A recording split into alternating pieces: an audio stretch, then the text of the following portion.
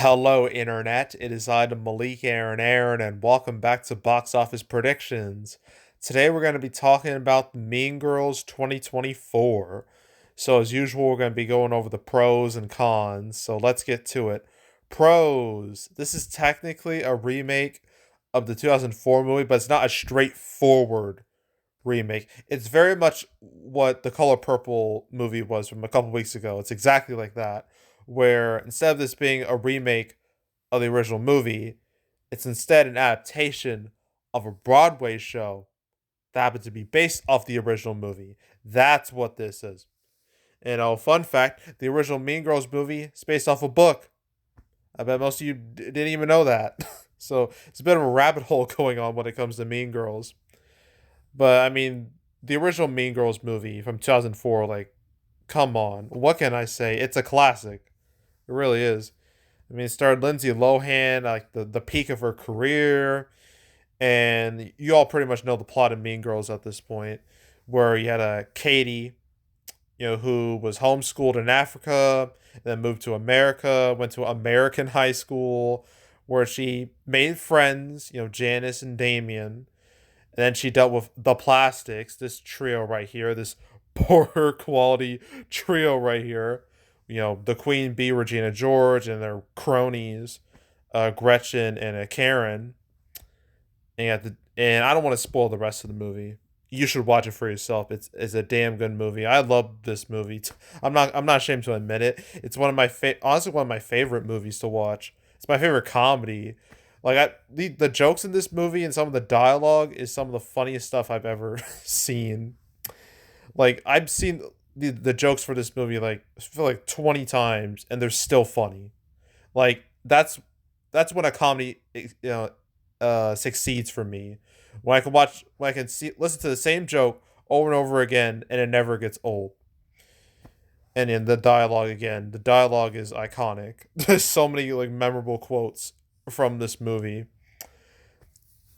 And yeah, so when this came out, it did well in theaters, quite well in theaters, and after that, it like blew up in popularity like online, and now it's become like a big, a classic movie for you know, I guess millennials. Like this is very much a millennial movie right here. So yeah, so obviously the IP, like the brand of Mean Girls, that original movie, it has to be a pro.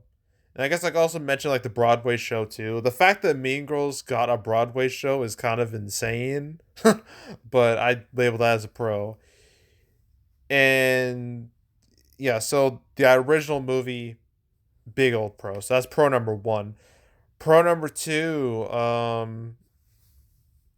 I guess when it comes to competition, there's really nothing out there. Everything else is just kind of old and dead. I mean, I know there's Beekeeper, but that's not direct competition at all. And there won't be any remotely direct competition for this until like what, Lisa Frankenstein, like in February 9th. So that's like literally a month away. So yeah, there's no real direct competition or no serious competition at all. So that's an easy pro. Another pro is that it's Martin Luther King Jr. weekend, so that's going to help this movie out a bit, make it ever so slightly less front loaded, at least you'd think. But that might happen, so we'll label that as a pro. And I guess it's reception. It's neither a pro or a con, but it's something I should take note of. Its critic score is at 71%. Its audience score is the same, which is not great. That's not a good sign. That's a sign that word of mouth is mid, and its cinema score is a B, which also screams hella mid. I don't know if that's partially because Paramount marketed this movie like this movie's supposed to be a musical, right? Paramount didn't market it like that. Like you know, you'd be forgiven to think like this wasn't a musical because they didn't really like showcase like any musical numbers or anything. So I thought that was kind of interesting. Apparently there was a reason for that. It's because musicals have been hella unpopular recently. So this is a way to like, I guess, trick people into watching him. Like they did the same thing with Wonka. And for Wonka, it did work out in the end. But for this, I don't know. But word of mouth isn't like the worst, but it's not good. So I'm gonna put that as it's not a pro or a con. It's more middle ground, like its overall reception. So there's that. Trying to think of anything else. Uh, oh, it's preview numbers 3.25 million. Quite good for January standards. Even though apparently like part of its preview numbers came from Wednesday because the movie, on Wednesdays we wear pink, like that line from Karen, where she also had an iconic line. I might as well say it because it's probably the funniest line in the whole movie. It's a line that makes me like die laughing every time, just how she says it. You probably know the line where Katie mentions she's from Africa, and then Karen like well after she mentions that, like Karen's just like, so if you're from Africa, why are you white? And then Gretchen's like, oh my god, Karen, you can't ask people why they're white. Like it's amazing stuff. So yeah, I just wanted to mention that. But yeah, it's Thursday previews. It was overall previews. I say they're pretty solid. So I'm gonna label that as a pro. And I guess when it comes to like marketing, Paramount's done a pretty decent job with this. The thing, this was supposed to be a Paramount Plus movie. This was supposed to be banished to the streaming realm, but like Smile, they saw the movie. They did test screenings, and apparently it did well enough there where they're like, you know what, maybe we should make this theatrical. We can make some money off of this, and so boom, it was upgraded to a theatrical release, and that seems to be paying off. So judging by its early numbers. So yeah, Paramount's been pushing this like decently enough. So I'm gonna label that as a pro. And I think that's it with pros. Okay, cons. I guess like I mentioned, like it's B cinema score. That could be an issue later on down the line. Maybe not for opening weekend, but definitely when it comes to longevity. So that part is a bit of a con. I guess another concept, musicals in general, it's been real shaky these last few years. And cuz like musicals like in the early 2010s, like the late 2000s, they were doing really hot. Like they were doing great. But something just happened. Like something went wrong like in like the last few years. I think it was like Cats 2019, then 2021. You had some huge flops. You had In the Heights, Dear Evan Hansen, West Side Story, all flopping terribly. And even like this past month, I mean Wonka was a hit, big hit, but at the same time, you had The Color Purple, which started out really good, and then it evaporated so fast, and now it's a huge bomb. So yeah, so this movie is either gonna be a Wonka or it's gonna be a Color Purple. I don't think it's gonna be a Color Purple. It wasn't expensive at all, so it won't have to deal with that issue. But yeah, musicals haven't been doing too hot recently. There's a reason why they didn't want to market this as a musical, even though even like in the market, look at that, a musical note right there. That should be like a like even the title, like the A is like a musical note. Like that should be like a sign that this is supposed to be a musical. But people, I guess, didn't get the memo. Some people were actually surprised that it wasn't a musical. I'm like, you didn't know this? You didn't do the slightest bit of research?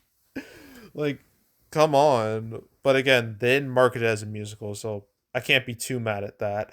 But yeah, so musicals not doing too hot recently. That's even with Wonka's success, labeled as a con. Another con is that some people might be pissed off that they think it's not a musical. They think it's something else. It could be a case of false advertising, or like perceived false advertising, where they think it's one thing and it's actually something else. People tend to hate that. So that might explain the B cinema score. So that could be a potential con. But I think that's really it after that. So opening weekend, you gotta do 3 day and 4 day. Judging by its preview numbers, judging by early numbers I've seen, I think this could hit close to 30 million for the 3 day, which would be great for January standards. But I don't know. I'm gonna be a little pessimistic. Say 25 to 30 million for the 3 day, and 4 day 30 to 35 million. And its final total, I could see this being front loaded because they obviously fans of the original Mean Girls are gonna rush to see this, and that word of mouth, that mid word of mouth might kick in, and the movie might plummet afterwards.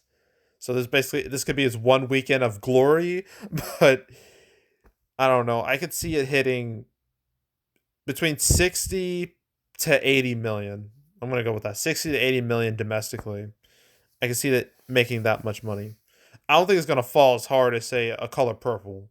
I don't think that's going to happen. But I don't see it having, like, the longest legs. Although, competition, like the later part of January is, like, hella light. So, who knows? Who really knows? So, that's it. That's it for Mean Girls. One more movie to discuss. A movie I thought I'd never make a prediction video for because of what happened to it. That movie being Soul. And then we are done for the weekend.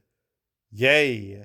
And thank God, because this will be the last crowded movie I'll be covering until, like, I don't even know. I guess the end of February. So that's gonna be nice. No- so yeah, so that's it. That's all. Make sure to subscribe, like this video, leave a comment, turn notifications, share the whole drill. We'll check out more videos like this. I got playlists on the homepage, all previous prediction videos I made this year, all like 3 of them as I've recorded this video. But if you want to watch any of the past ones I've done the past few years, you can go right ahead. There's also the canceled series where I go over all the movies that were supposed to come out but didn't. I covered Mean Girls once. That's when it was announced for episode 207, where I talked about it alongside Smile 2, Bob Marley, One Love, and Tiger's Apprentice, a movie that's not even going to be theatrical anymore. Got demoted to Paramount Plus. So basically the opposite of what happened to Mean Girls and Smile. So yeah, so I talked about it that one time when it was announced. So yeah, and I now made 227 episodes of Canceled. I have a 228th one that I'm going to make as soon as I make that Soul prediction video.